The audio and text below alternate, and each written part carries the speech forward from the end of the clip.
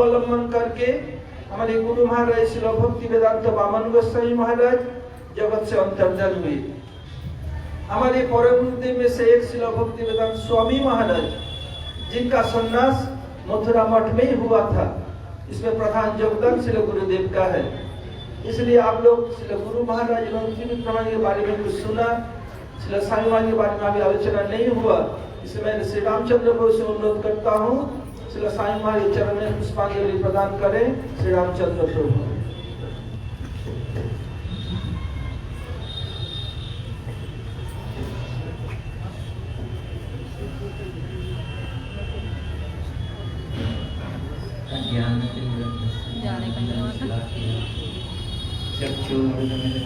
आवाज आएगी बस।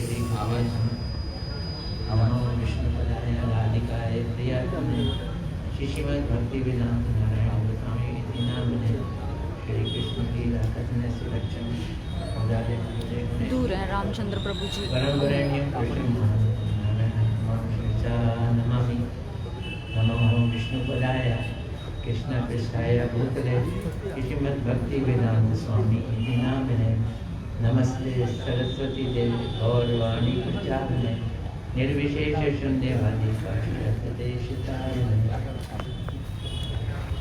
श्री कृष्ण चैतन्य प्रभु नित्यानंद श्री अद्वैत गदाधर श्रीवसंत गौर भक्तवृंद। हरे कृष्णा कृष्णा कृष्णा हरे हरे, हरे राम राम राम हरे हरे। मैं सर्वप्रथम अपने परम आराध्यतम गुरुदेव नित्य लीला प्रविष्णु विष्णुपाद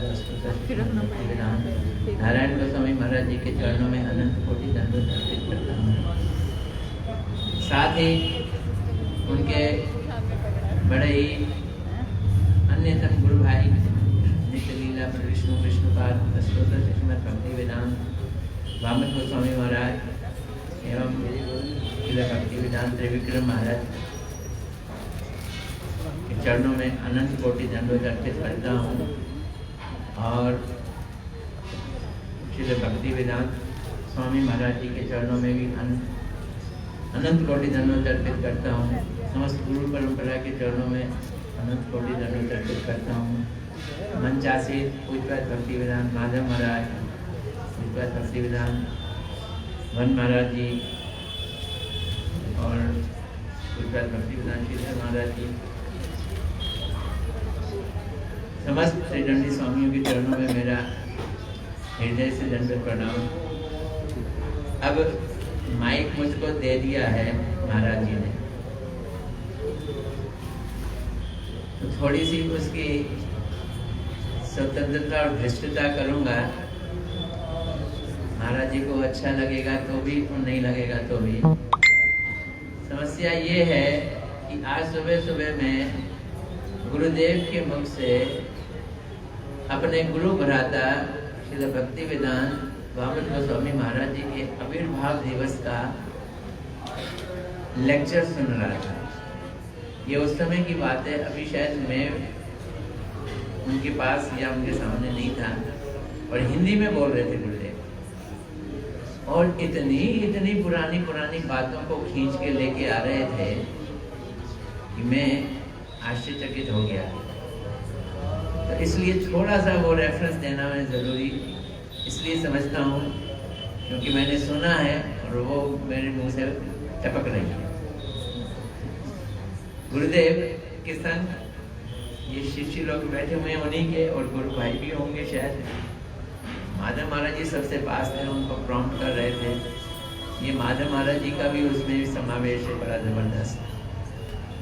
बोले अभी बोले ना कि बहुत पहले आ गए थे श्रील भक्ति वेदांत वामन गोस्वामी महाराज। इनकी जो माता जी थी वो प्रभुपाद जी की शिष्या थी, श्रील भक्ति सिद्धांत सरस्वती ठाकुर प्रभुपाद जी की शिष्या। ठीक बोल रहा हूँ ना आप? क्या और इनके पिताजी जो थे वो परम गुरुदेव के शिष्य, शायद भगवती देवी उनकी माता का नाम था।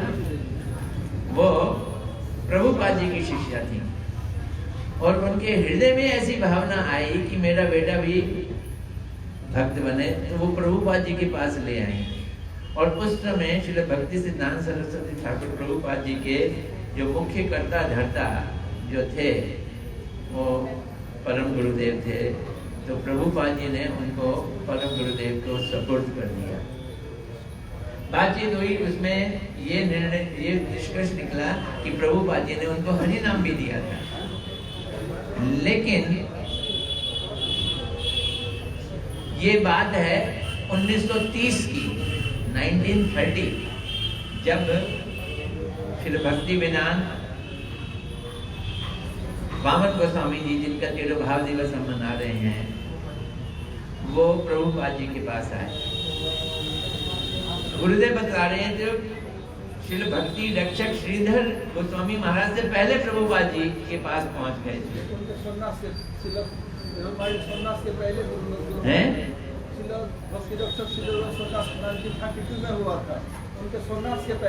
संन्यास से पहले उसमें तो बातचीत में ऐसा लग रहा था कि उनके आने से पहले आ गए थे। पूछा था, बोले नहीं, मेरा गुरु बोला। तो 1930 में तो इस्कॉन के स्वामी महाराज जी, देखो मैं साथ में ले रहा हूँ, वो प्रभुपाद जी के पास 1922 में आएंगे। उसकी मैं थोड़ी सी अभी डिटेल बताऊंगा जब मैं उनके बारे में बोलूंगा। और फिर एक बात बड़ी अच्छी बोली, बड़े शर्मीले थे। गुरुदेव बोल रहे हैं, कौन? पूज्यपाद बामन इतने शर्मीले थे। तो पीछे से किसने कहा? वो कन्या राशि के थे ना। तो किसी ने बोला वो कन्या राशि के थे। कन्या राशि के लोग शर्मीले होते हैं। वो कथा करने के लिए अगर उनको खड़ा कर दो तो उनकी जान निकल जाती है। बिल्कुल बोलने के लिए राजी नहीं थे, बिल्कुल नहीं बोलते थे। लेकिन पब्लिकेशन एक बार लिख दिया, उसमें कोई मिस्टेक नहीं। और पब्लिकेशन के इंचार्ज और परम गुरुदेव यानी उनके गुरुदेव बोलते थे कि बोलो, तो वो बोलने को तैयार नहीं। वो बोलते मुझको बोलने के लिए, बोलते मुझे बंगला भी नहीं आती थी बोलने के लिए, और मैं धड़ धड़ धड़ बोलने लगता था, मैं बाचाल था, मेरे को बिल्कुल भी शर्म नहीं थी। गुरुदेव बता रहे हैं अपनी बात, मेरे को बिल्कुल भी शर्म नहीं थी और ये बहुत शर्माते थे। तो अंत में परम गुरुदेव ने उनको बुलवाने के लिए उनको पब्लिकेशन से बाहर निकाल दिया। बोले नहीं, तुम पब्लिकेशन नहीं करोगे, यहाँ जाके प्रचार कर दिया। तो बोलते हैं कि जब उनके साथ ये निर्णय हुआ तो बोलते हैं मेरा जीवन बेकार हो गया, मैं निराश हो गया, मैं एकदम ये सोच रहा हूँ कि मेरे जीवन का कोई फायदा ही नहीं है। अब वो प्रचार में चले गए। जब वो प्रचार करके आए तो फिर बदल गए। बोलते बिल्कुल ही बदल गए। एक बार प्रचार के लिए गए वो बदल गए और इतने बदले कि बोलते अब मुझे गुरुदेव लगाएंगे भी पब्लिकेशन में, तो मैं पब्लिकेशन में नहीं लगूंगा। और फिर उन्होंने खूब धड़ल्ले से प्रचार किया। बहुत अच्छी वक्तृता देते थे, बहुत अच्छा बोलते थे। लेकिन गुरुदेव बोलते हैं अगर मैं बैठा हूं ना तो नहीं बोलेंगे। बोलते हैं मैं बैठा हूँगा तो नहीं, ये नारायण महाराज बोलेंगे, ये नारायण महाराज बोलेंगे। हम दोनों अगर बैठे हों तो 10-15 मिनट इसी चीज में लगेंगे, आप बोलो ये बोले। तो मुझे ध्यान है बहुत शुरू में मैं इस मठ में आया तो पूज्यपाद भक्ति वेदांत वामन महाराज जी भी आए हुए और बड़ी भीड़ लगी हुई थी।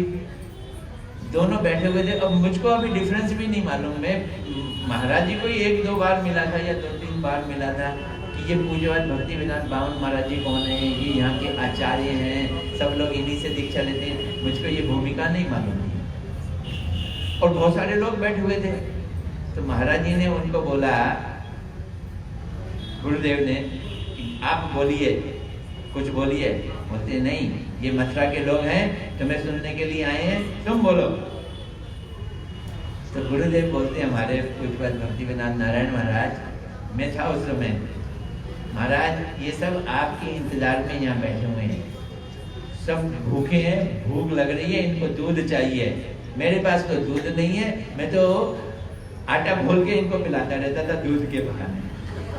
गुरुदेव बोल रहे हैं आटा बोल के इनको दूध पिलाता रहता था। दूध नहीं पिला सका, आज आप दूध इनका परिवेशन करो। वाकई उस दिन भी काफी टाइम लगा बोलने में उनको। फिर वो बोलते हैं कि कभी भी बाहर निकल जाते थे, पता नहीं चलता था, किसी को बता के नहीं जाते थे, और रात को विशेषकर निकल जाते थे। अभी भक्ति वेदांत मन महाराज जी बता रहे थे ना, अपने जन्मदिन वाले जो झट निकल जाते थे। तो बोलते हैं कि एक बार मैं आया था तो बच्चे इकट्ठे करके रखे हुए थे, और बच्चों को कथा सुना रहे थे, कहानी सुना रहे थे भूतों की,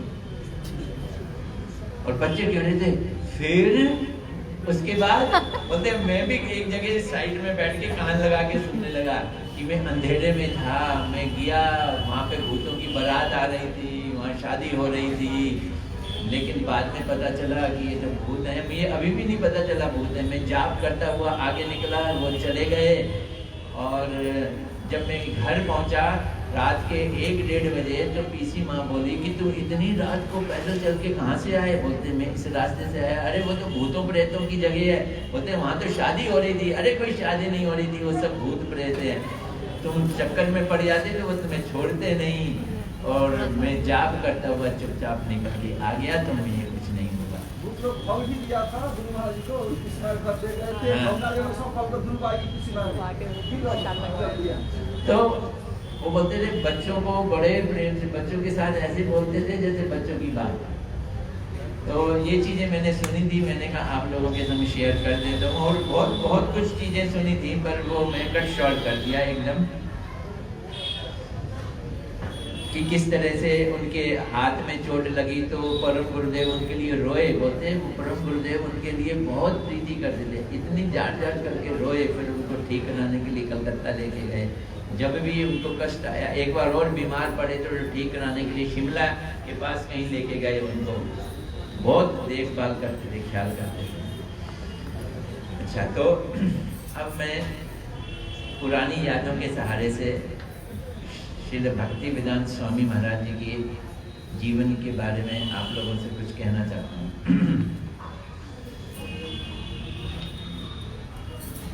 ये डे परिवार में इनका जन्म हुआ। अभय डे इनका नाम था। देव बिजनेसमैन, वैश्य परिवार होता है, और इनके जो पिताजी थे वो बड़े भक्त थे, और उनके घर में संत महात्मा आते रहते थे। लेकिन स्वामी महाराज जी ने अपनी किसी जगह वर्णन लिखा है, पूरी उनकी ऑटोबायोग्राफी तो नहीं है, कि वो महात्मा आते तो थे, कोई बीड़ी पी रहा होता था, कोई सिगरेट पी रहा होता था, मुझे उन लोगों पे कोई विशेष श्रद्धा नहीं होती, बिल्कुल श्रद्धा नहीं होती। बोलते जब मैं बड़ा हुआ, यंग हुआ, तो मैं जगन्नाथपुरी घूमने के लिए गया। जब मैं जगन्नाथपुरी घूमने के लिए गया तो मेरे पिताजी ने एक पंडे का एड्रेस दिया और कहा तुम इनके यहाँ रहना, ये मेरी जान पहचान का है। मैं पंडे के यहाँ रहा। पिताजी और बोलते हम बचपन से ही वैष्णव थे। वैष्णव का मतलब है, बंगाल में वैष्णव होने का मतलब बहुत महान है, प्याज लहसुन नहीं खाना, नहीं तो वहां तो मछली के बिना गुजारा नहीं चलता। बोलते मैं उस पंडे के घर में रहा, और उसने मुझे जब प्रसाद सर्व किया तो मैंने उसमें छितड़े से देखे, मैंने कहा ये क्या है? बोलते ये मछली है। तो जगन्नाथ जी का प्रसाद, चावल जगन्नाथ जी के, और संग में सब्जी में फिश लेके दी। तो मैं तो हैरान हो गया, मैंने कहा हम तो वैष्णव है, हम तो प्याज लहसुन नहीं खाते, आपने ये क्या दे दिया? बोलते ये चीज देखकर मेरे मन में भक्तों को, पंडों को, साधु को, महात्माओं को, उनके बारे में मेरे अंदर बिल्कुल भी श्रद्धा नहीं रही। मैंने कहा ये सब ढोंगी होती है। पिताजी के घर में जो आते थे वो भी ऐसे थे, कुछ बीड़ी पी रहा है, कुछ सिगरेट पी रहा है, और पिताजी उनको पिलाते थे। और ये देखो जगन्नाथपुरी के पंडे हैं और क्या कर रहे हैं? मछली खा रहे हैं। तो बोलते मैंने एकदम छोड़ दिया, भक्ति की बात छोड़ दी, संतों का साथ छोड़ दिया। मैंने गांधी जी का वो क्या कहते हैं आंदोलन, उनका जो आंदोलन था गांधी जी का, सही होगा। वो ज्वाइन कर लिया, नॉन कोऑपरेशन वाला आंदोलन ज्वाइन कर लिया। अब बोलते हैं 1922 में, सुनना, 1922 में एक दोस्त मेरे पास आया, बोलता है यार एक महात्मा आए हुए हैं, उनसे मिलने चलना है। मैंने जो निर्णय कर दिया, किसी महात्मा के पास नहीं जाना, सब झूठे हैं। अरे भाई ये महात्मा अंग्रेजी में बोलता है, महात्मा अंग्रेजी में बोलता है। ये एक बड़ी अद्भुत कहानी, और बड़ा पढ़ा लिखा है, उसके चेहरे पे ऐसा नूर है, वो अद्भुत महात्मा है। जब उन्होंने कहा अंग्रेजी में बोलता है, अद्भुत नूर है, तो मैंने कहा चलो देख लेते हैं, ट्राई कर लेते हैं। बोलते हैं मैंने उनको प्रणाम किया तो उन्होंने मेरे को बोला, देखो कितनी, ये स्वतंत्रता आंदोलन में लगे हुए थे, इसके साथ, गांधी जी के साथ, और उन्होंने कहा कि जीवन का उद्देश्य जो है अपने को क्या कहते हैं, भक्ति करना है और भगवान के साथ जोड़ना है। तो बोलते मैंने तो खटाक से कहा पहले देश तो आजाद कर लें। स्वामी जी कहते हैं मैंने उनको कहा पहले देश तो आजाद कर लें। तो बोलते हैं देश आजाद होगा तो क्या हो जाएगा, तुम आजाद हो जाओगे, तुम्हारी आत्मा आजाद हो जाएगी। आज एक हमारे ऊपर राजा है, कल दूसरे जगह का राजा आ जाएगा, कहानी तो वही की वही है। जरूरी है कि हमें अपनी आत्मा को जो इस समय बंधी हुई है उसको आजाद करना है, उसको मुक्त करना है। तुमको चाहिए इस आंदोलन में आओ और अंग्रेजी में उसका प्रचार करो और उसको सारे विश्व में जाके प्रचार करो, तुम्हें विश्व में जाके प्रचार करना है। तो पहले ही मिलन में अंग्रेजी में प्रचार करना है और विश्व में जाके प्रचार करना है, ये आदेश है। उन्होंने लेक्चर दिया, मैंने बड़े ध्यान से सुना। बोलते ये तो अद्भुत महात्मा है, ये प्याज लहसुन खाने को मना करते हैं, बिल्कुल बीड़ी सिगरेट तो छोड़ो, चाय कॉफी के लिए भी मना करते, इतने सख्त हैं ऐसे वैष्णव। बोलते मैं बहुत प्रभावित 1922 में ये मिले पहली बार, और उसके बाद ये गृहस्थी में आ गए, घर संसार में आ गए, 11 साल तक मुलाकात नहीं हुई। फिर 1933 में जाकर फिर मिले हैं वृंदावन में, परिक्रमा चल रही थी, इलाहाबाद प्रयाग में, इलाहाबाद में, और वहां पे इनकी दीक्षा हुई 1933 में। और दीक्षा का क्राइटेरिया क्या था, वो लेक्चर दे रहे थे प्रभुपाद जी, और जिस समय प्रभुपाद जी लेक्चर दे रहे थे तो ये सुन रहे थे, बड़े ध्यान से सुना। तो प्रभुपाद जी की किसी शिष्य ने कहा कि इस लड़के को दीक्षा देनी है, बोलते जरूर दूंगा क्योंकि ये बड़े ध्यान से सुना। क्या गुण निकाला, ये बड़े ध्यान से सुनने के, श्रवण की क्वालिटी के कारण उन्होंने दीक्षा दी। तो अभी अमर कृष्ण प्रभु बता रहे थे कि वो शायद जिंदगी में 8 बार मिले होंगे प्रभुपाद जी। मेरे हिसाब से तो 8 बार भी मिले कि नहीं, आई डाउट है। 2 बार या 3 बार मिले। हाँ, मैंने तो ये सुना था 3 बार मिले हैं वो, और वो अभी अमर कृष्ण बोल रहे थे 8 बार, पर मेरे को ध्यान आया है कि 3 या 4 बार मिले, ज्यादा उससे नहीं मिले। लेकिन इतनी एक निष्ठा उनकी एक चीज पे रही। वो निष्ठा क्या कि गुरुदेव का पहला आज्ञा था कि अंग्रेजी में जो भी है हमारे शास्त्रों को ट्रांसलेट करो और विदेश में जाके प्रचार करो। अब इस विदेश में जाके प्रचार करने के सिलसिले से वो हमेशा लगे रहे। अपने गुरु भाइयों के यहाँ मिलते थे, जाते थे और मठों में रहते थे। विवाह हुआ, बच्चे हुए, बिजनेस किया, प्रयागराज में, इलाहाबाद में उन्होंने बिजनेस किया, अपनी दुकान खोली, लेकिन हर बिजनेस में फेल, हर बिजनेस में फेल। उनके जीवन की गाथा बहुत फेल। और परिवार, बीवी तो और भी ज्यादा। एक बार बोलते हैं उनकी बायोग्राफी में कि मैंने पिताजी को कहा कि मेरी पत्नी बड़ी खराब है, भक्ति में बिल्कुल योगदान नहीं देती, मैं दूसरी शादी कर लूं, पहले दूसरी शादी है लाओ। तो पिताजी ने कहा कि तुम भक्त हो, तुम भगवान के पास जाने के लिए आए हो, शादियां करने के लिए नहीं आए। ये तो तुम्हारे ऊपर कृपा है कि तुम्हारी बीवी अनुकूल नहीं है। ये तुम्हारी पे कृपा है कि तुम्हारी पत्नी अनुकूल नहीं है, तुम बिल्कुल इसके बारे में मत सोचो। और यहाँ तक ऐसी हालत हो गई कि मेरे जीवन में वो भागवत को उठाकर बेच दिया उसने कबाड़ियों को। तो मैंने उसको पूछा कि तुमने ये मेरी भागवत कहाँ है? बोलती है इतना सारा तुमने कागज इकट्ठा करके रखा है, मैंने तो कबाड़ियों को बेच दिया। घर में चाय बिस्कुट के लिए पैसे नहीं है। बोलते मैंने पूछा उससे डू यू वांट टी और मी? बोलती है टी के बिना मेरा गुजारा नहीं है। टी की बात नहीं की, डू यू वांट टी और मी? बोलती है टी के बिना मेरा गुजारा नहीं है। वो बोलते हैं मेरा मन कैसे खट्टा नहीं होगा। बच्चे भी उसी के झुंड में रहते थे। तो बिजनेस के सिलसिले में मथुरा आए यहाँ पर, और मथुरा में आकर वो कुछ खरीदो फरोख्त कर रहे थे, और एक कमरा उन्होंने गेस्ट हाउस में कहीं यमुना जी के किनारे, कौन सा घाट है वो? बंगाली घाट में राधेश्याम धर्मशाला में कमरा लिया, और कमरा लेके यहाँ आए। उस समय तो परम गुरुदेव उस समय वहाँ मौजूद थे, इस मठ में मौजूद थे, और यही यहाँ हम बैठे, ये उन्हीं का कमरा था मेरा ख्याल। कह रहे थे यहाँ तक दीवार थी और ये उनका कमरा था, और मंदिर आधा ही था।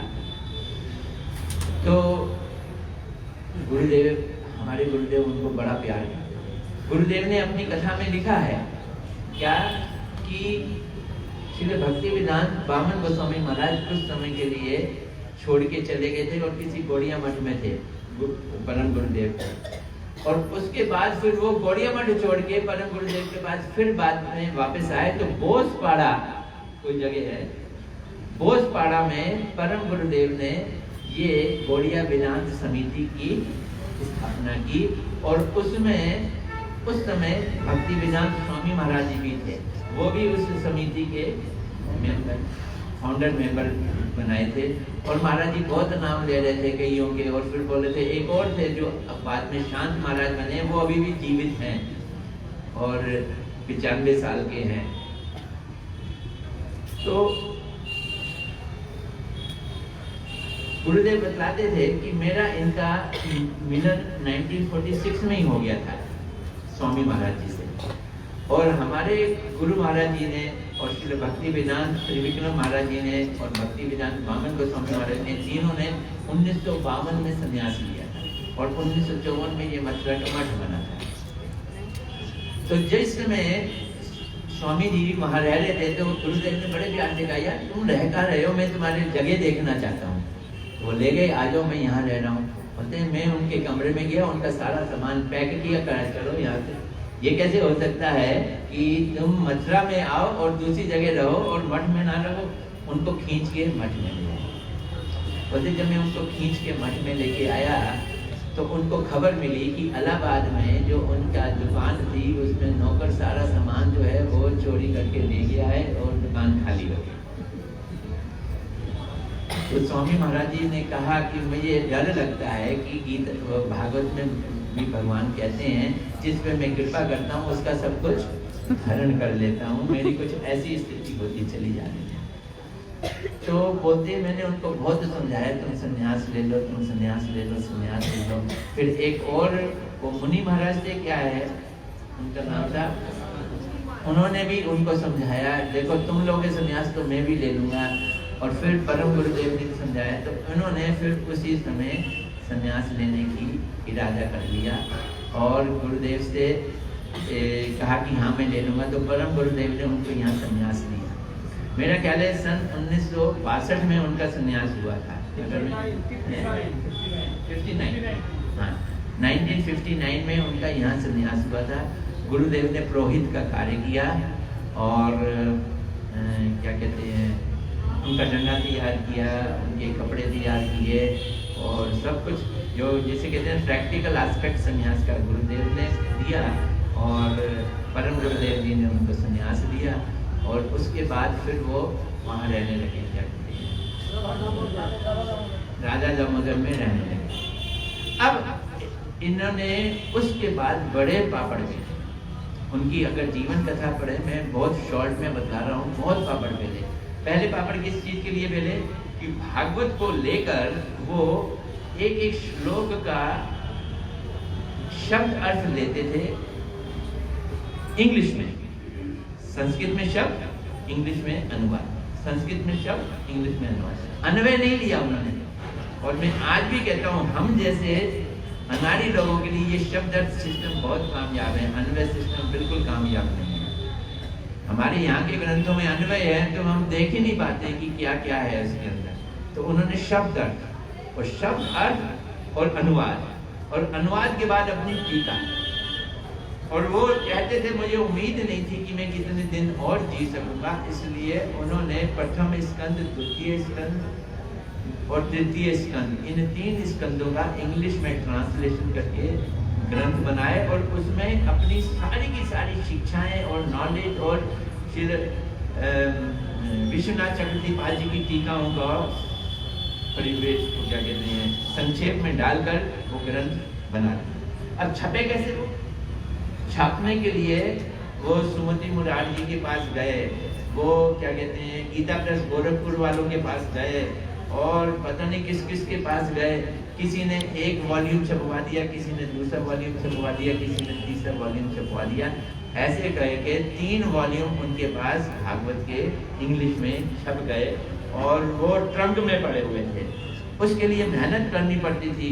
वो छिपीवाड़ा में जाके प्रिंटिंग प्रेस थी, वहाँ पे छपवाते थे, और ये कागज खरीदते थे। मैं भी वहाँ जाता था, क्या नाम था दुकान, सड़क का नाम बोल रहा नहीं सड़क है, एनीवे नाम बोल रहा हूँ। वहाँ पे कागजों की मार्केट है। मैं इसलिए कह रहा हूँ क्योंकि मैं इंश्योरेंस कंपनी में था, मैंने वहाँ बहुत इंश्योरेंस वहाँ से कागज लेके कंधे पे, रिम लेके कंधे पे लाद के, फिर वो छिपीवाड़ा, नई सड़क के पास छिपीवाड़ा था, वहाँ पे ले जाते थे, वहाँ प्रिंट कराते थे। मैगजीन बैक टू गॉडहेड उन्होंने छापनी शुरू कर दी, उसको बाजारों में बेचते थे। कई बार तो गर्मी में पैदल चलने से उनको मूर्छा भी आ गई, गिर भी गए, ऐसी उनकी हालत हुई। चावड़ी बाजार से वो खरीदते थे। ये तो ग्रंथ तैयार हुए। अब ग्रंथ तैयार हो गया, उनको विदेश जाना है, उम्र गुजरती चली जा रही है। उन्होंने उनको किसी ने इनवाइट किया जापान में कि तुम यहाँ आओ लेक्चर देने के लिए। तो बोलते हैं टिकट दो, बोलते टिकट अपने आप करनी पड़ेगी, रहना खाना पीना रखेंगे, टिकट उनके पास तो पैसे नहीं थे। अपने गुरु भाई के यहाँ एक जहाँ रहते थे, तो गुरु भाई ने उनको कहा कि भाई तुम्हारे प्लानिंग तो बहुत बड़े हैं, हम तुमको अपने यहाँ नहीं रख सकते हैं, तुम अपना कुर्ता धोती ले जाओ हमारे से, और हमारे यहाँ मत रहो, क्योंकि तुम्हारे जैसी प्लानिंग वाला हमारे यहाँ रहने लायक नहीं है। तो इसलिए अकेले रहते थे। अगर उनकी बनती थी तो हमारे गुरुदेव से बनती थी। गुरुदेव वहाँ जाते थे, क्या कहते हैं दामोदर मठ, और बड़ी बड़ी उनके साथ आपस में वार्तालाप होती थी, और वो रोटी बेलते थे, ये रोटी पकाते भी थे, खुलाते थे। एनीवे, जब किताब हो गई तो अब इनको जाना था, तो जाएं कैसे? जब सारे के सारे रास्ते बंद हो गए, तो फिर ये मुरारजी, सुमित्रा मुरारजी नाम की महिला थी, जिनको ये जानते थे, वो बॉम्बे में रहती थी, बड़ी पैसे वाली थी, उनके जहाज चलते थे, मालवाहक जहाज। उसको कहा कि आप कृपा करके मुझको अपने मालवाहक जहाज से वो क्या कहते हैं अमेरिका भेज दो। तो वो बोलते हैं उसने बड़े कहा कि बूढ़ा हो गया है, जिंदगी का कुछ पता नहीं है, अब तुम अमेरिका जाना चाहते हो कि जहाज में बैठ के? उन्होंने तो सोचा होगा ना अमेरिका जाने की वो है खुजली है, इसलिए जाना चाहते हैं। तो बोलते हैं उन्होंने ये स्वामी महाराज जी के अपने शब्द हैं कि मैंने उसको बोला I am sure that I will go to Krishna god Goloka Vrindavan, I am very very sure and the proof are there कि मैं भगवान के धाम जाऊंगा, ये मैं आश्वस्त हूँ, मुझे इसमें कोई भी शक नहीं है। लेकिन एक चीज मुझे कुरेद के खा रही है। I am very much pinched by one thing only कि मेरे गुरु ने कहा था, पहला आदेश ये था विदेश में जाओ, अंग्रेजी में प्रचार करो। मैंने ग्रंथ तैयार किए हैं कुछ, मैं विदेश में जाके प्रचार करना चाहता हूँ, नहीं तो मैं इस इच्छा को लेके मर जाऊंगा तो फिर बेकार हो जाएगा। तो सुमति मुरार जी ने कहा ठीक है, तुम इनकम टैक्स की वो ले आओ, क्लियरेंस ले आओ।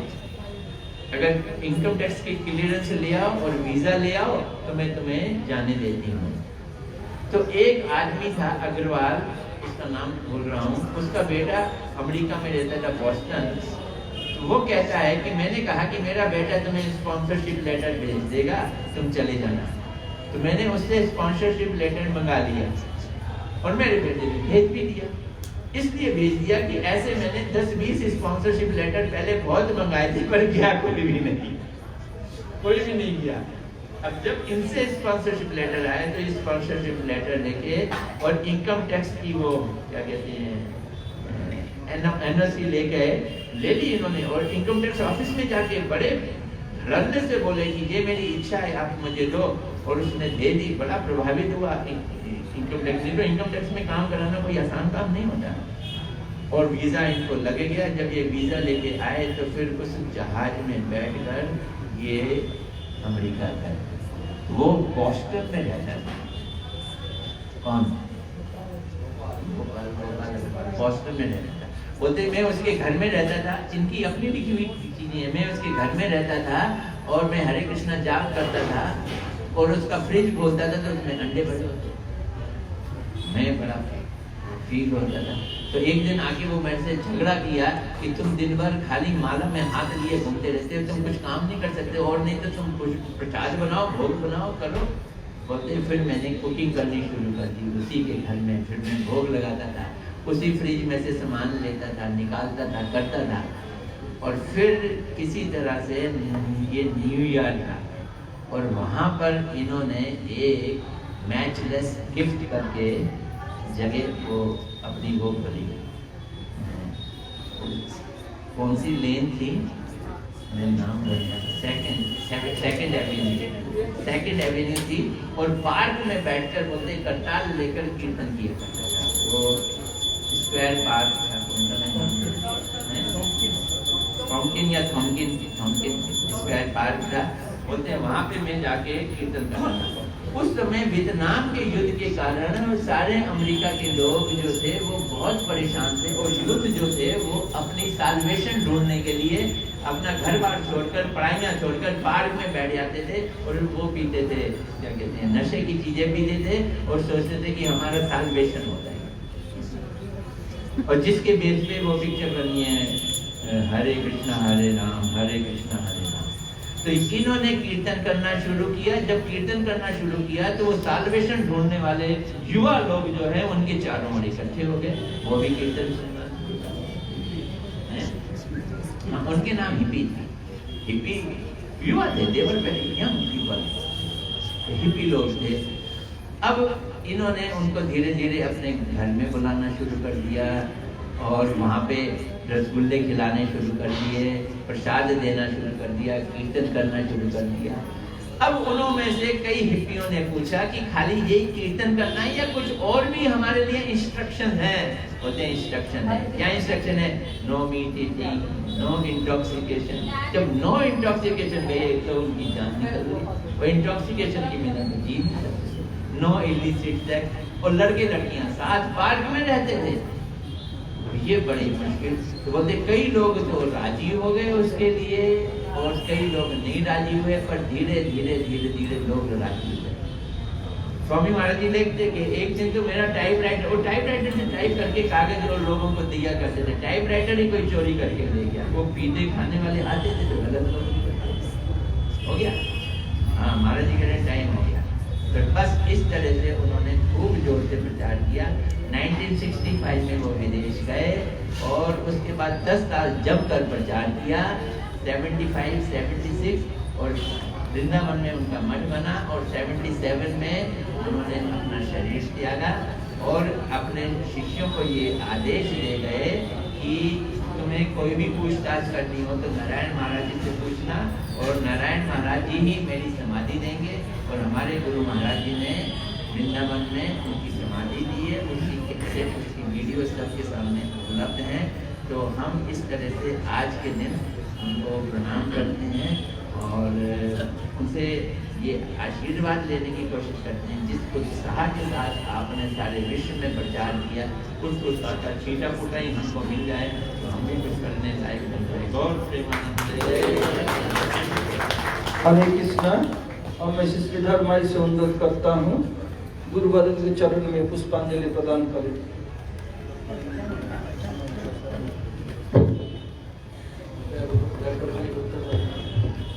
हरे कृष्णा।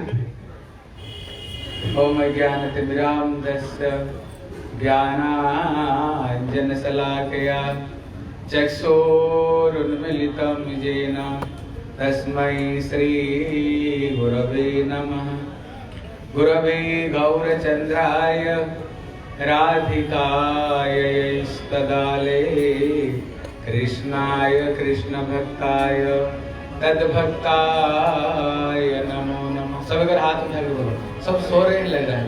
बोला हरे कृष्णा कृष्ण कृष्ण हरे हरे, हरे राम राम राम। और एक बार जोर से, लगता है भूखे हो समय से।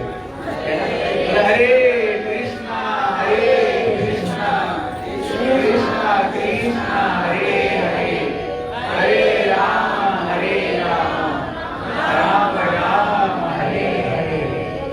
सर्वप्रथम मेरे गुरुपाद पद्म नितलीला प्रविष्टम विष्णुपाद अष्टोत्तर शतश्री श्री श्रीमद् भक्ति श्री रूप सिद्धांत गोस्वामी महाराज के चरणों कमल में अनंत कोटि साष्टांग दंडवत प्रणाम करता हूँ। तत्पश्चात मेरे श्री श्रीमद् भक्ति वेदांत श्री नारायण गोस्वामी महाराज, भक्ति वेदांत श्री वामन गोस्वामी महाराज, भक्ति वेदांत श्री त्रिविक्रम गोस्वामी महाराज, भक्ति वेदांत श्री स्वामी महाराज जी के चरण सरोज में श्रद्धा पुष्पांजलि अर्पण करता हूँ।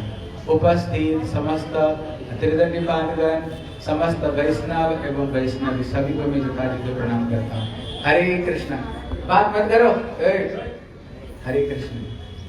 इसलिए आज बहुत एक अच्छी तिथि है, जिस तिथि को अवलंबन करते हुए एक में तो ये कार्तिक महीना श्री उर्जेश्वरी श्री राधा रानी के व्रत है। इसलिए गुरुदेव कहा करते थे ये जो महीना है ना वो विशेष महीना है। जिस महीना की अधिष्ठात्री देवी स्वयं श्रीमती राधा रानी, और उसके साथ साथ में कृष्ण का अक्सर करके जितने लीला है, मक्खन चोरी, ताम बंधन, रास लीला, कंसों को मारने वाले, इसलिए जितने सारे लीला है ना कहते कृष्ण सबके सब इसी महीना में की। फिर इसी महीना को अवलंबन करते हुए जितने सारे गुरु वर्ग अक्सर करके इसी महीना में किसकी आविर्भाव तिथि और इसी महीना में किसकी तिरुभाव तिथि है, इसी महीना में। इसलिए गुरुदेव कहते थे ये महीना की विशेष महीना। फिर विशेष करके आज का दिन ही तीन वैष्णव का तिरुभाव महामहोत्सव है। क्या महोत्सव है? तिरुभाव महामहोत्सव है। इसी जगत में जब कोई व्यक्ति शरीर छोड़ता है हम कहते मर गया, बोलते ना मर गया, लेकिन वैष्णव जगत में ये मरना शब्द नहीं है। इसकी उत्सव में कहते महामहोत्सव। क्यों बात कर रहे हो? तो बैठो। इसलिए हम लोग कहते हैं महामहोत्सव हम कहते हैं। बोले महामहोत्सव क्यों कहते हैं? कारण है यहाँ तो दिखाई पड़ता है एक वैष्णव यहाँ छोड़ करके चले गए, लेकिन गए तो गए कहाँ? ये लोग गए कहाँ? कहते ये लोग कोई साधारण व्यक्ति नहीं, ये लोग कौन है? इसलिए श्री विश्वनाथ चक्रवर्ती ठाकुर कहते हैं संसार दावा नड़लीढ़लोक त्रायणाय कारुण्या अनागनाथ प्राप्त सकायाय गोर्नार्णवश वन्दे गुरा श्री चरणारविन्द। इसलिए ये गुरु वर्ग कौन है? कहते जब कृष्ण जब देखते हैं ये जीव कैसे जीव भगवान को भूल करके ये संसार में जो दुख कष्ट उठा रहे हैं, कोई तन से दुखी, कोई मन से दुखी, कोई धन से दुखी, कोई बीवी से दुखी, कोई पति से दुखी, कोई बेटा से दुखी, कोई सास से दुखी, कोई ननद से दुखी, कोई ससुर से दुखी, इसलिए कोई तर दुखी, कोई मन दुखी, कोई धन बिना रहत उदास। ये थोड़े थोड़े सब दुखी है, लेकिन सुखी राम का दास। लगता है सब पंडित लोग हैं, इसलिए सब जानते हो। इसलिए जब देखते हैं संसार में सब दुखी दुखी है, उसी समय, क्योंकि हम लोग कौन है? हम लोग ईश्वर अंश जीव अविनाशी, हम सबके सब भगवान की संतान हैं। अगर किसी की संतान अगर दुखी रहे, पिता माता कभी सुखी रह सकते हैं? बच्चों का सुख देख करके पिता माता सुखी रहते हैं। जब देखते हैं हम सबके सब दुखी, फिर उसी समय भगवान की कृपा ही एक मूर्ति ये साधु का रूप धारण करते हुए हमें इसी संसार से उद्धार करने के लिए इसी जगत में आते हैं। और आ करके हम जैसे जो बद्ध जीव संसार में जो दुख कष्ट भोग कर रहे अनंत जीवों को जब कृष्ण उन्मुख करके मतलब भगवान की भक्ति में लगाते हुए जब इसी जगत से चले जाते हैं, यहाँ पर तो दिखाई पड़ता है ये चले गए, लेकिन गए तो गए कहाँ? और कहीं नहीं गए। तो जहाँ से आए थे उसने श्री अपना ठाकुर जी को पास में चले गए। हाँ, विशेष करके श्री चैतन्य महाप्रभु इसी जगत में जब आते हैं वो अकेले नहीं आते हैं, वो पूरा के पूरा कहते श्री कृष्ण चैतन्य प्रभु जीव दया करी सपर सदस्यो राम सह अवतारी आचार्य दुर्लभ प्रेम करि गाय दान सिखाई शरणागति भक्ति अपना परिकरों को लेकर के गोलोक वृंदावन से इसी जगत में अवतीर्ण होते हैं। इसमें श्रील भक्तिवेदांत श्रील वामन गोस्वामी महाराज ये किसके आश्रित हैं? बोले श्रील भक्ति सिद्धांत सरस्वती गोस्वामी प्रभुपाद का ये आश्रित है। इसलिए जब श्री राधा रानी जब उन्होंने देखा जीव कैसे संसार में दुख कष्ट भोग कर रहे हैं, तब राधा रानी श्रील प्रभुपाद बोली, प्रभुपाद कौन है? बोली राधा रानी के नयन मणि मंजरी है। तब श्री राधा रानी स्वयं आदेश देती है, हे नयन मणि मंजरी, देखो संसार में जीव कितने दुख कष्ट उठा रहे, जाओ तुम जा करके ये जीवों को उद्धार करके ले करके आओ, तुम अकेले मत जाओ, तुम अपना परिक्रम को साथ में जाओ।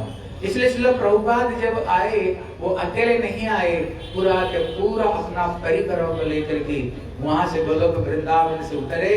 और उतरते हुए महाप्रभु का जो भविष्यवाणी था, क्या भविष्यवाणी था? पृथ्वी ते आच्छादित नगरा दिग्राम सर्वत्र प्रचार है मरना। इनका भविष्यवाणी यही था, एक दिन ऐसे आएगा ये पृथ्वी में गली गलियों में शहर शहर में क्या होगा? सबके सब हरे कृष्ण कृष्ण कृष्ण बोला, सब सोने लगता है, हरे राम और एक बार बोला हरे कृष्ण कृष्ण हरे हरे हरे राम राम राम। ये था महाप्रभु का भविष्यवाणी। सचमुच से श्रील प्रभुपाद जगत में आए और अपना परिकरों को लेकर के आए, और उसमें आज जो दो व्यक्ति है उनकी आश्रित है। एक तो श्री भक्ति वेदांत अभी श्रवण कर रहे थे श्री रामचंद्र प्रभु से श्रील भक्ति वेदांत श्रील स्वामी महाराज। यद्यपि महाप्रभु की इच्छाओं को महाप्रभु ने जिन्हों को द्वारा जितना करवाना था उतना करवाए, लेकिन अगर कोई परिपूर्ण रूप में देखो महाप्रभु का भविष्यवाणी को अगर संपूर्ण रूप में कोई सक्सेसफुल किया ना, श्रील भक्ति वेदांत श्रील स्वामी महाराज ने ये काम को श्रील प्रभुपाद ने है वृक्ष का महिमा कब पता चल रहा है? उसका फल से। बोले फले न परिचयते। इसलिए भक्ति सिद्धांत सरस्वती गोस्वामी ये वृक्ष में ऐसे ऐसे दिव्य दिव्य फल आए, जिसमें दो आज ये फल है, भक्ति वेदांत श्रील स्वामी महाराज और भक्ति वेदांत श्रील वामन गोस्वामी महाराज। वो वृक्ष में ये दो फल ऐसे हुए हैं, ये दो फल हुए। एक समय श्री भक्ति प्रज्ञान केशव गोस्वामी महाराज वो नवद्वीप में गौरी मठ में बैठे हुए थे, अपना सब भक्त लोग को लेकर के। कुछ लोग ने आए, आ करके उनको गुरु जी को बोले, गुरु जी बोले आप इतना सारे ये जमी जायदाद पड़ा हुआ है, आप इसमें फूल क्यों नहीं लगाते हो? आप उससे कुछ फूल लगाओ, बेकार जमीन पड़ा हुआ। तो उनको गुरुदेव कहते भक्ति पर की फूल नहीं दिख रही, सब फूल है ना, आप लोग भी एक फूल हो हैं, यदि दिख रहा है सब फूल है ना, यदि ये जो फूल हम खिलेगा 2-4 दिन में मुरझा जाएगी, इसका खुशबू कितना दूर तक जाएगा, थोड़ी दूर तक वो खुशबू जाएगी। लेकिन ये जो बैठे हुए हैं, ये फूलों का खुशबू केवल पृथ्वी में नहीं, एक दिन संपूर्ण विश्व में इसकी खुशबू ऐसे जाएगी जिसकी सौरभ में, जिसकी सौष्ठव में, जिसकी सुगंध में, जिसकी माधुर्यता में विश्व ब्रह्मांड से कितने मधुमक्खी आकर के ये पुष्पों को पर बैठ कर इसकी मधु को आस्वादन करेंगे। और उसमें कौन थे? एक श्रील भक्तिवेदांत बामन गोस्वामी महाराज और एक हमारी महाराज है श्रील भक्तिवेदांत श्रील नारायण गोस्वामी महाराज उस समय में वो उपस्थित थे। क्योंकि गुरु जी हर शिष्यों का हृदय को जानते हैं। सचमुच से उनको पता था इन लोगों ने एक दिन संपूर्ण विश्व में ये हरि भक्ति को जगत में प्रचार करेंगे। सचमुच से देखो बामन गोसाई महाराज, त्रिविक्रम गोसाई, उन्होंने तो किया ही है, लेकिन पीछे भी उन्होंने कुछ छोड़ कर गए। विश्वनाथ चक्रवर्ती उदाहरण देते हैं, जैसे एक नदी हम पार होते हैं, कैसे नाव में, जब नाव हमें इस पार से लेकर के उस पार छोड़ता है, बताओ नाव किधर रहता है? अरे बोलो, जैसे इधर से अपना नाव नदी पार करवाया, इस पार में छोड़ा, नाव कहाँ रहती है? उस पार में रहेगी। लेकिन हमारे गुरु वर्ग लोगों ने जीवन को तो भव सागर से पार कराते हैं, लेकिन वो नाव इधर नहीं रहती है, वो नाव इधर जा जाती है। मतलब क्या है?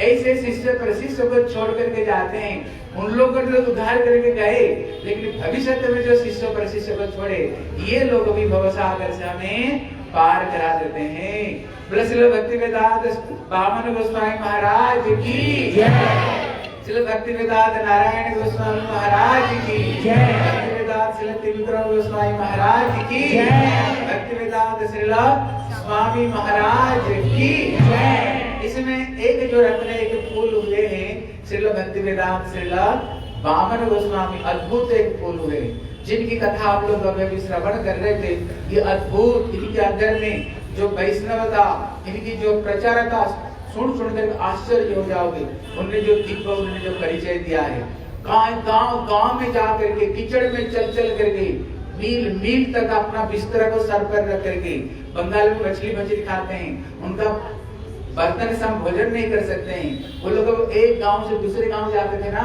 उन्होंने सर पर सारे अपना लगेज और सारे बर्तन को ढो कर ले जाते थे, हरि कथा करते थे, खुद रसोई बनाते थे और सबको उन्होंने वहां पर भोजन कराते थे।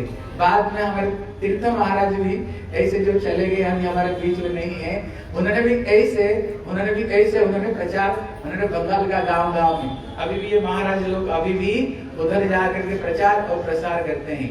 इनको कोई विचार नहीं था, जैसे किसी एक समय किसी गांव में गए प्रचार करने के लिए गए, तो गांव देखे होंगे साधारण रूप में वहां पर कुटिया, साधारण भूस का कुटिया होता है उधर। अभी एक घर में गए तो गुरु जी को बुलाया, बामन गोस्वामी महाराज को, बोले हमारे घर में गुरु जी कैसे रहेंगे, साधारण सा घर है, इसलिए उन्होंने किसी धनीवानी को घर में व्यवस्था की। बोले गुरुदेव आप वहां पर आप विश्राम करेंगे, वहीं पर रहेंगे। देखो गुरु जी क्या कहते हैं, बोले बेटी तुम मेरी बेटी हो। जब गुरु जी से हम कोई दीक्षा मंत्र लेते हैं, वो हमारी बेटी होती है। क्या तुम मेरी बेटी नहीं हो? मैं तुम्हारे पिता नहीं हूँ? पिता का क्या कर्तव्य है? पिता क्या जाकर दूसरे घर में रहेगा? नहीं, मैं तुम्हारे घर में रहूंगा, मैं और कहीं नहीं जाऊंगा। देखो बोले लाटरी जाने के लिए कोई दिक्कत, तुम्हारे जो पीछे बगीचा है वहां पर टाट लगा दो, मैं वहीं पर शौच क्रिया में जाऊंगा, मैं दूसरे घर में नहीं जाऊंगा। और किसी घर में गए, वहां पर गए तो घर है, चूहा मर गया, अरे इनके साथ में 2-4 सेवक गए हुए, गए तो अंदर में घुसा नहीं जा रहा, चूहा पता चूहा में मरे घर में, इतने बदबू मार रहा था। और जो सेवक लोग थे ना, बोले गुरु जी आप कैसे यहाँ पर रहेंगे, चूहे का मरा हुआ बदबू निकल रहा है, गुरु जी आप कैसे रहोगे? इसलिए गुरु जी यहाँ नहीं रहना, चलो। बोले खबरदार बोलना नहीं, क्योंकि उसने हमें भक्ति श्रद्धा पूर्वक उसने हमें अपना घर पे उन्होंने बुलाया है। अगर हम उसकी घर छोड़कर चले जाएंगे, उसका मन क्या होगा? मन खराब हो जाएगा। इसलिए एकदम कुछ नहीं बोलना, चुपचाप रहो और भजन करो। एक घर में गए थे, वहां पे तो भूस का घर है और वो ठीक से था नहीं और सब उसमें छेद था। रात भर बारिश हुई तो गुरुजी ने सारा रात्रि उन्होंने छतरी धारण करते हुए बैठ के, बारिश हो रही है, भूस का घर है, सो नहीं पाए, रात भर ऐसे बैठे। मतलब इनके अंदर में ऐसे सहन शक्ति, अद्भुत रूप में इनके अंदर में सहन शक्ति थी। इसलिए किसी हर अवस्था में भगवान की भजन, ये हर अवस्था में ये भक्ति करते थे। जो इनके अंदर में जो गुरु निष्ठा, एक दो कथा कितने गुरु निष्ठा इनके अंदर में था और उन्हें कितने गुरु जी के चरण में कितने ये समर्पित आत्मा थे। पहले प्रेस में ये महाराज बता रहे थे ना, प्रेस में सारे ग्रंथ छपवाया करते थे। एक बार क्या हुआ, पहले प्रेस देखे होंगे, इतना बड़ा लोहे ऐसे गिरता था, पड़ता था, देखे होंगे। एक बार इनके हाथ चला गया, उसके अंदर में चला गया तो हाथ दब गया और खून की धार बहने लग गई। जब गुरु जी को पता चला ना, गुरु दौड़ करके आए और उनको गोद में लेकर गुरु जी रोने लग गए। इसलिए उन्होंने अपना अंगुल में कपड़ा बांध कर सेवा कंटिन्यू करते रहे। गुरु जी की सेवा चेष्टा देखकर गुरु जी खुद कहते थे, उनका गुरु जी क्या कहते थे, बोले गौड़ीय वेदांत समिति में जितने सेवक है, एक तराज लाओ, एक तराज की तरफ में इनकी जो सेवा की चेष्टा, गुरु सेवा चेष्टा, और जितने सेवक लोग रहते हैं, अगर उनकी गुरु चेष्टा बस सेवा की तराजू का एक तरफ में रख लोगे, अगर इनकी गुरु सेवा की चेष्टा तराजू का एक तरफ में रखोगे तो इनका तराजू भारी पड़ेगा। मतलब उन्हीं के लिए वो इतने बड़े शब्द इनके लिए ये प्रयोग करते थे और गुरु जी इनको गोद में लेकर रोने लगते। अगर एक बार किसी ने इनके गुरुदेव भक्ति प्रज्ञान केशव गोस्वामी महाराज कभी सब भक्तों को प्रश्न किया, बोले मेरे एक प्रश्न का उत्तर दो। बोले बताओ क्या प्रश्न है? बोले मेरे ये प्रश्न है, भक्ति का डेफिनेशन क्या है, भगवान को जल्दी से जल्दी खुश करने का क्या उपाय है? सब लोगों को पूछे, सब लोगों को भक्ति की बड़ी बड़ी डेफिनेशन बताए। सा परानुरक्ति, ईश्वर में परानुरक्ति हो, अनन्य ममता, वैष्णव ममता, प्रेम संगता, भीष्म नारद उद्धव जैसे प्रेम क्या ऐसे हो। और किसने कहा अन्याभिलाषिता शून्यम ज्ञान कर्माद्य अनावृतम, सारे अभिलाष को छोड़ करके कृष्ण कैसे संतुष्ट होंगे, इसके लिए सारी चेष्टा होनी चाहिए। लेकिन जब इनकी बारी आए ना, बोले सज्जन सेवक, इसलिए इनका जो गुरुदेव नाम दिया ना, सज्जन सेवक नाम दिया, क्योंकि सेवक में ये सज्जन थे, सचमुच से सज्जन सेवक थे, बिना किसी प्रतिद्वंदिता के साथ में कोई शिकायत करते हुए सेवा करते थे। कभी एक साथ में 100 से लोग आ गए मंदिर में, इनको 104 बुखार था, सो रहे थे। गुरु जी ने आकर के बोले सज्जन सेवक कहाँ गया, रसोई बनाओ। 104 डिग्री बुखार, लेकिन उसी अवस्था में उन्होंने रसोई बनाई, रसोई बना करके सबको उन्होंने खिलाया, खिला करके जब सब चले फिर सो गए। लेकिन अगर इसलिए अगर हम लोग होते हैं ना, अगर हम लोग होते तो बोले हम इसलिए मंदिर में गुरु जी कपड़ा पोकड़ा रख आप जा रहे हैं, अपना घर में जा रहे हैं। 104 डिग्री जल आपको दिख नहीं रहा है, इस समय में रसोई बनेगा, 100 लोग आ गए, लेकिन इनके अंदर में इस मतलब गुरु चेष्टा कैसे, गुरु सेवा की, गुरुदेव का कितने शक्ति। जब उनको पीछे गुरुदेव का डेफिनेशन, तब जब इनको खड़े किए, बोले गुरुदेव हम तो ठाकुर को देखे ही नहीं, हम तो ठाकुर को देखे ही नहीं, इसलिए हम तो श्री गुरुपाद पद्म को सामने देख रहे हैं। अगर हमारी चेष्टा से, अगर गुरु जी अगर हमारी चेष्टा से संतुष्ट हो गए, फिर हम समझे कि हमारी भक्ति सब हो गया। अगर गुरु जी अगर हमारी चेष्टा से गुरु जी संतुष्ट नहीं हुए, हम सर भैया हमारी कोई भक्ति नहीं। क्योंकि जो गुरुदेव है वो कौन है? गुरुदेव साधारण नहीं, ये कौन है? ये नित्यानंद अभिन्न कलेवर और निकुंज जून रतिकेल सिद्धि जाजालि बीजु तिरपेक्षणिया तत्रादि दक्षादति वल्लभस्य वंदे गुरुश्री चरणार बिंदु राधा रानी की निज जन है। अगर गुरु जी हमारी चेष्टा संतुष्ट हो गए तो हम क्या समझेंगे? हमारी भक्ति सधन्य हो गया है। गुरुदेव सुनकर कितने खुश हुए, बोले सही तुमने बात बताया। इसलिए कभी कभी उन्होंने बोला करते थे, मैंने जिस समय भगवान राम आए उसी समय भी ये जगत में होता हुआ होगा, जब कीड़े पकड़े वृक्ष रूप में होता हुआ होगा, जब कृष्ण आए उसी समय भी होता हुआ होगा, जब श्री चैतन्य महाप्रभु आए उसी समय वह किसी न किसी रूप में होता हुआ होगा, जिस समय श्री षड़ गोस्वामी, रूप गोस्वामी उसी समय भी था। लेकिन मेरी चोटी पकड़ करे कि ये माया के नरक से मेरे को किसी ने नहीं निकाला तो किसने निकाले? श्री गुरुपाद पद्म हमें ये माया की कारागार से श्री गुरुपाद पद्म ही निकाले। इसलिए अगर हम किसको सर्वस्वरूप जानता हूँ, किसको जानता हूँ? श्री गुरुपाद पद्म को ही मैं जानता हूँ। इतने इनके अंदर में गुरु निष्ठा, इसलिए कहते थे भक्ति जगत का जो ब्याज बोल है ना, गुरु निष्ठा ही भक्ति जगत का ये रीढ़ है भाई, ये नींव है। जिसको जितने चरण में गुरु जी के चरण में निष्ठा है, उतना परिमाण में ही भगवान में उसकी उतना ही भक्ति है।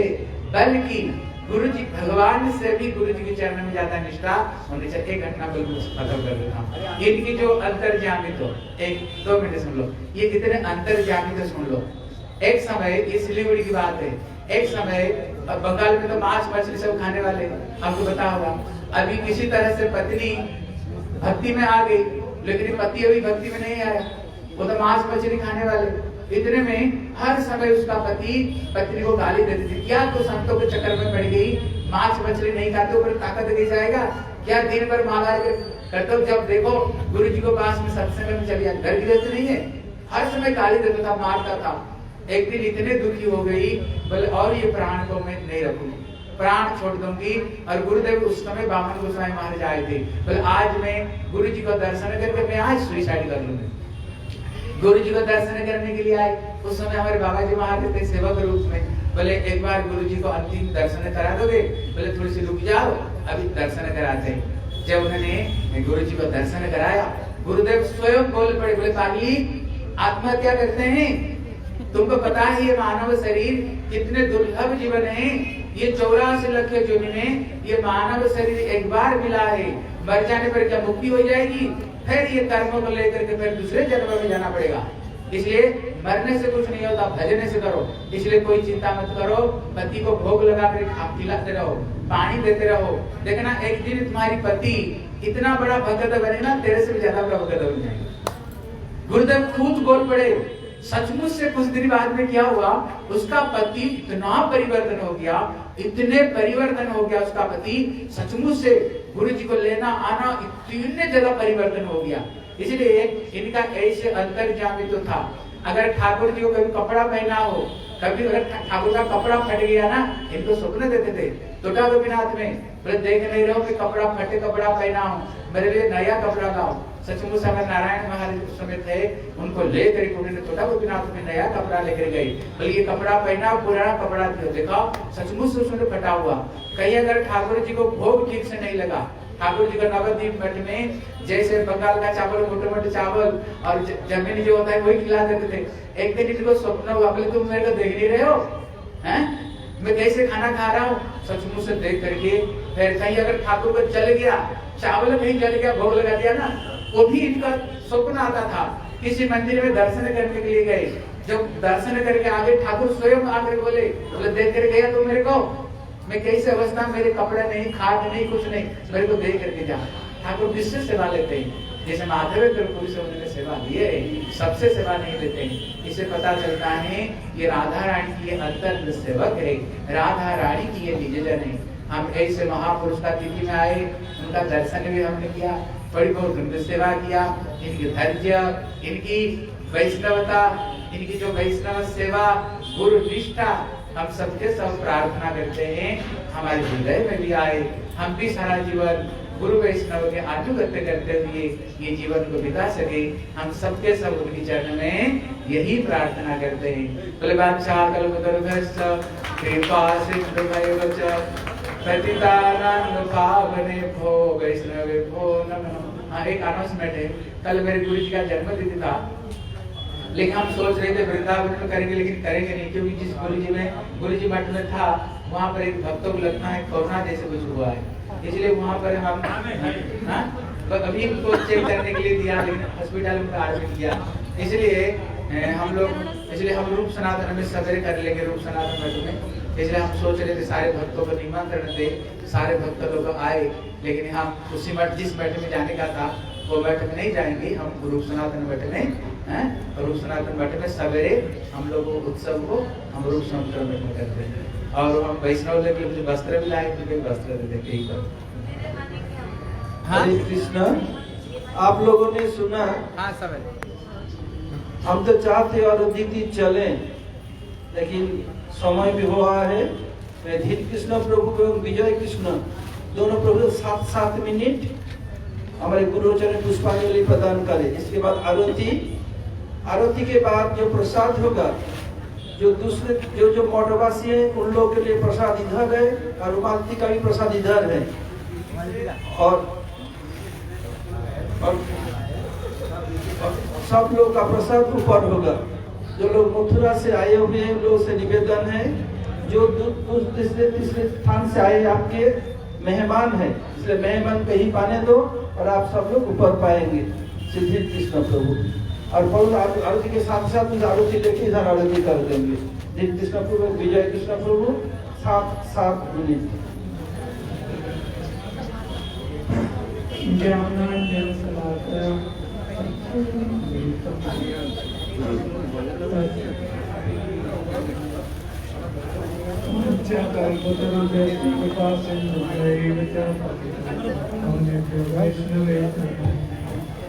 जय श्री कृष्ण चैतन्य प्रभु नित्यानंद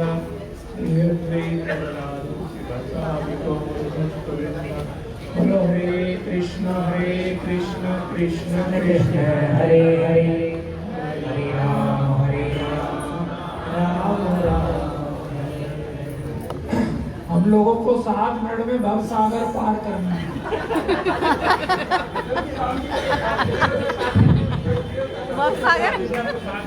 हमें मात्र 7 मिनट मिले हैं, इसलिए मैं ज्यादा वंदना ना करते हुए सभी त्रिदंडी पाद गणों के चरणों में दंडवत प्रणति ज्ञापन करता हूँ। और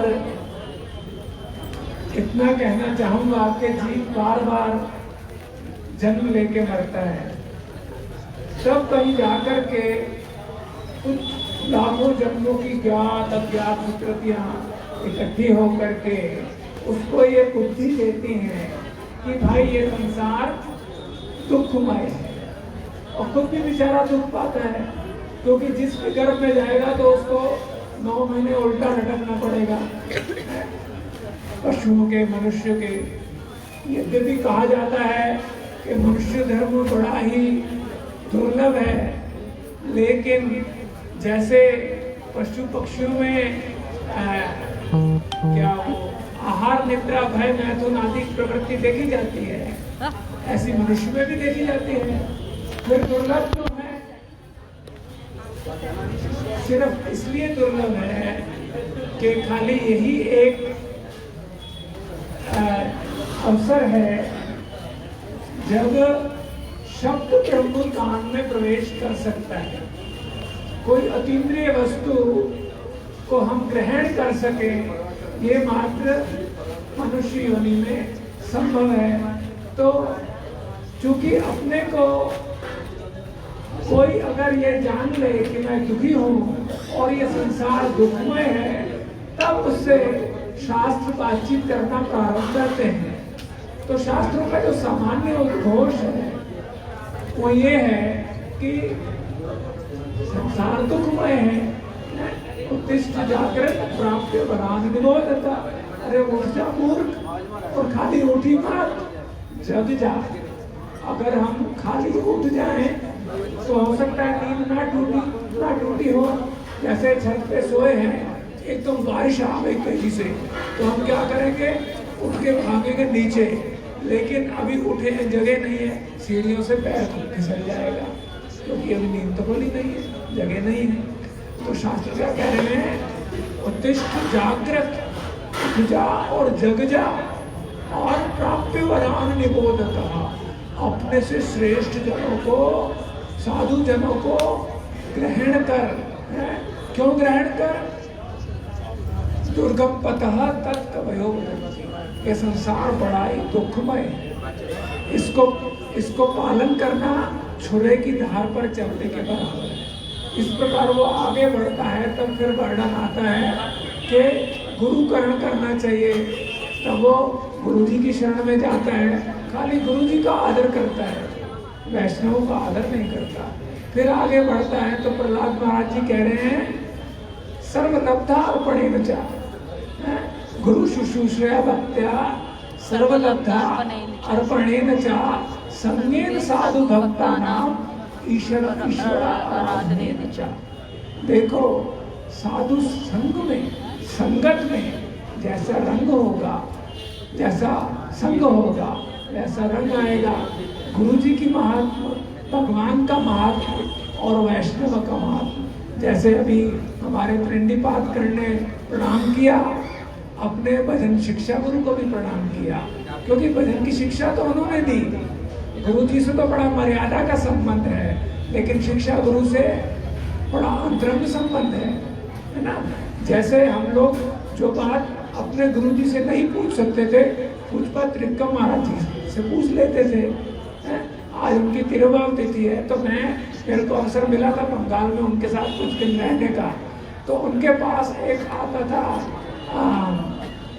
अधेड़ उम्र का व्यक्ति, उसका कान से कम सुनता था वो, तो उसका नाम हमने रख दिया था काने बैटरी, क्योंकि कान में बैटरी लगी रहती थी। उसकी महाराज में बड़ी श्रद्धा थी। कभी फल लेके आ रहा है, कभी मीठा लेके आ रहा है, महाराज की बात को सुनता था। लेकिन दुर्गा देवी का भी वो उपासक था, शिव जी का भी उपासक था। तो महाराज जी कई बार बिगड़ जाते थे, तुम्हारा चूल पके गए, बंगाल में ना बालों को चूल कहते हैं, कि तुम्हारा चूल पक, तुम्हारे बाल पक गए हैं, बाल सफेद हो गए हैं, फिर भी तुम ऐसी बात करते हो। तो वो जवाब देता था, महाराज हमारे चूल पके गए हो, किंतु हमारा मन पके नहीं है। तो मन पकना बड़ा जरूरी है भाई। जो भी कुछ आए वो हृदय से आना चाहिए, बुद्धि और मन से नहीं आना चाहिए। हमारे पूज्यपाद भक्तिवेदांत त्रिकम महाराज, भक्तिवेदांत वामन गोस्वामी महाराज, आज जिनकी तिथि है, भक्तिवेदांत स्वामी महाराज, हमारे गुरुदेव भक्तिवेदांत नारायण गोस्वामी महाराज, जो भी कुछ आ रहा है कहाँ से आ रहा है? हृदय से आ रहा है। ये लोग सिद्ध लोग हैं, इनको बार बार जन्म मृत्यु नहीं लेना पड़ता। ये भगवान की धाम से हमारी चुटिया पकड़ के अपने संग लेने के लिए आए हैं। इसलिए इनकी जो साधारण बात भी है, लौकिक बात भी है, वो भी परमार्थ के लिए पूरी तरह से उपादेय है। किंतु हम लोग संसार में ही पचड़े में पड़े हुए हैं, इसलिए इन तिथियों में इन लोगों की शरण लेना सहज हो जाता है। भगवान की सेवा से, गुरु भागवतों की सेवा, वैष्णवों की सेवा सरल सहज है, क्योंकि हम उनसे संबंध जोड़ सकते हैं, उनसे रिलेट कर सकते हैं। इसलिए इन तिथियों को मनाया जाता है। मात्र 7 मिनट दिए गए, उसका मैं उल्लंघन नहीं करना चाहता।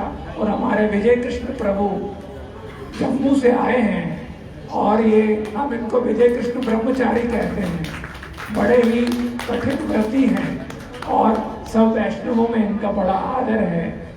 हम इनसे सुनने के लिए आतुर हैं। गौर प्रेमानंद। ये बात तो ठीक है। हाँ बस मथुरा वासियों की जय जय श्री राधे।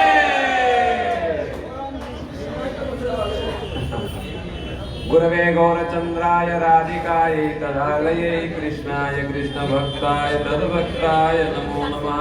हरे कृष्णा कृष्णा कृष्णा हरे हरे, हरे राम राम राम हरे हरे।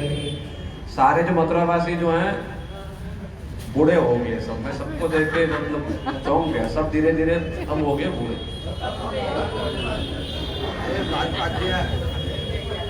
बहुत ही पावन तिथि है आज। समय संक्षेप है, सबको भूख भी लग रहा है, इसलिए संक्षेप में ही हम महापुरुषों के इस पुण्य तिथि को कुछ हम स्पर्श करने का प्रयास करेंगे। सबसे पहले परम पूज्यपाद श्री श्रीमद् भक्तिवेदांत श्रील वामन गोस्वामी महाराज, इनके बारे में हम लोगों ने पूज्यपाद भक्तिवेदांत श्री वामन महाराज जी से हमने श्रवण किया है। किस प्रकार के वैष्णव महापुरुष भगवान के निजजन थे, ये आप सभी लोगों ने श्रवण किया। महाराज जी के जीवन देखो, कैसी सेवा की बात हम सुन रहे थे। मैंने गुरुदेव से भी सुनी है ये वाली बात कि प्रेस में काम करते करते मैनुअल प्रेस होता था। आजकल जैसा डिजिटल वाला नहीं है, फाइल भेज दिया कोई मतलब ही नहीं, बस आपके सामने आ गया। मैनुअल प्रेस होता था, उसको रोल करते थे चीजें। तो उस समय वो जो कर रहे थे सेवा, उस समय उनकी अंगुली जो है फंस गया उसमें और कट गया। किंतु क्या है कि डेडलाइन है कि कल परसों तक छापना है, क्या करें। तो शिला महाराज जी सेवा को छोड़ा नहीं, कपड़े बांध लिया और सेवा करते रहे। किंतु बाद में परम गुरुदेव को जब ये बात पता चला, उन्होंने वामन गोस्वामी महाराज जी को गोदी में लेके, श्री गुरुदेव के शब्द थे, गोदी में लेके रो पड़े और रोते रोते उनको स्वयं कलकत्ता ले गए और सब प्रकार का इलाज इत्यादि किया। इतना मतलब गुरुदेव कहते इतना गुरु शिष्य के ममता और स्नेह और कृपा श्री वामन गोस्वामी महाराज जी ने परम गुरुदेव के लिए केवल सेवा नहीं की, अपना जीवन समर्पित कर दिया, जीवन ही न्योछावर कर दिया।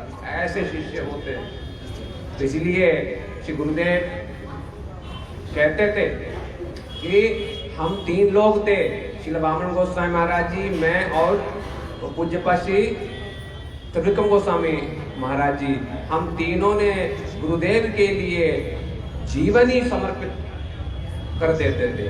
तो इस प्रकार से वामन गोस्वामी महाराज जी के बारे में हम सुनते हैं किस प्रकार से उन्होंने सेवा की। तो इसीलिए श्री वामन गोस्वामी महाराज जी की एक बहुत ही मुख्य और उपलब्ध पूर्ण एक शिक्षा है, जिसको हमें प्रत्येक समय ही स्मरण करना चाहिए। उन्होंने शिक्षा दी है, जे सहे से ही रहे। जो सहन करेगा वही रह सकेगा, जो सहन नहीं करेगा वो कहीं भी नहीं रह सकेगा। तो इनकी ये एक बहुत बड़ी एक शिक्षा है। और ये 60 साल 70 साल मठ में रह करके उनकी ये वाणी है, ये कोई साधारण वाणी नहीं है। इतना लंबे समय में इतनी सारी चीजों को देखने के बाद लास्ट में क्या कहा, जय सहे सही रहे। यानी जो सहन किया वो टिका, जो सहन नहीं किया वो परमार्थ राज्य में मठ मंदिर में टिक नहीं सकता है। पूज्यपाद त्रिविक्रम गोस्वामी महाराज जी की भी पुण्यतिथि आज। उमा दीदी ने सुंदर रूप से उनके बारे में बोला। विशेष बात उन्होंने जो कही है कि पूज्यपाद श्री महाराज जी जो हैं भोगवाद का पूर्ण रूप से खंडन करते थे, किंतु बड़ा ही दुखद बात है कि इस प्रकार हमें शासन करने वाला वर्तमान समय में वैसा नहीं रहे। कोई हमें कहे सही गलत का ज्ञान दे, वैसा कोई नहीं रहे। पूज्यपाद श्री महाराज जी सब समय कहते थे कि ततो दुस्संग मुत्सृज्य संत संते सत्स सचेत बुद्धिमान संत एवास्य चिंतन्ति मनो व्यासंग मुक्ति। भी केवल संत ही हमारे मन के भ्रांतियों को दूर करने में सक्षम है, बाकी कोई सक्षम नहीं है। इसलिए दुस्संग को त्याग के सत्संग में मन को जबरदस्ती लगाओ। तो आज उन महापुरुष की पुण्य तिथि है और साथ में परम पूज्य भक्तिवेदांत श्री स्वामी महाराज जी की भी तिथि है। रामचंद्र प्रभु जी ने बहुत ही विस्तार से सारी बातों को स्मरण किया, किंतु मैं लास्ट में इतना ही मैं कहना मैं चाहूंगा कि हम सब लोग केवल सफलता को देखते हैं, किंतु वो सफलता प्राप्त करने में उनका जो संघर्ष जो था वो संघर्ष की तरफ हम कभी ध्यान नहीं देते, या देते भी हैं तो कम देते हैं। संघर्ष तो उन्होंने 50 साल की और सफलता तो 10 साल मिला है ना। तो इसी प्रकार हम केवल सफलता चाहेंगे कि जो संघर्ष नहीं होगा, उसमें साधन नहीं होगी, वैसी सफलता हमको प्राप्त नहीं सकता है।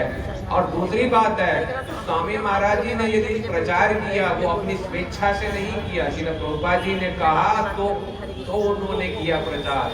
और प्रचार में कितना मेहनत, वो जो कह रहे थे कि बॉस्टन में गए और गोपाल के यहाँ रहा, सोचो आप 70 साल के हो आप और विदेश में जाकर के ठंड में किसी के घर में जाकर के रहना, जहाँ पर नॉनवेज है, सारी चीजें, वो हमारी बात सुनता नहीं है, कैसे रह लोगे आप?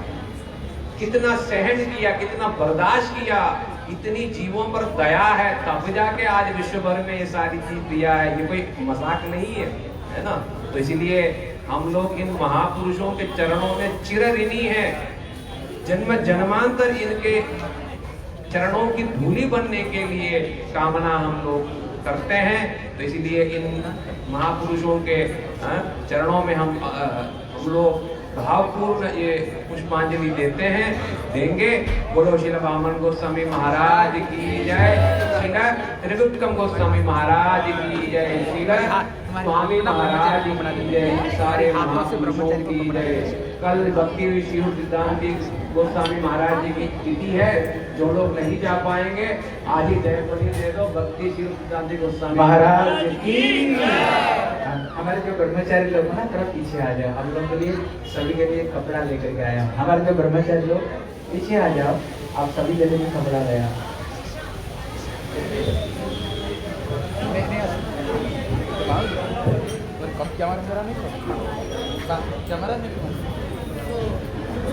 आरती आरती पूजा की आरती।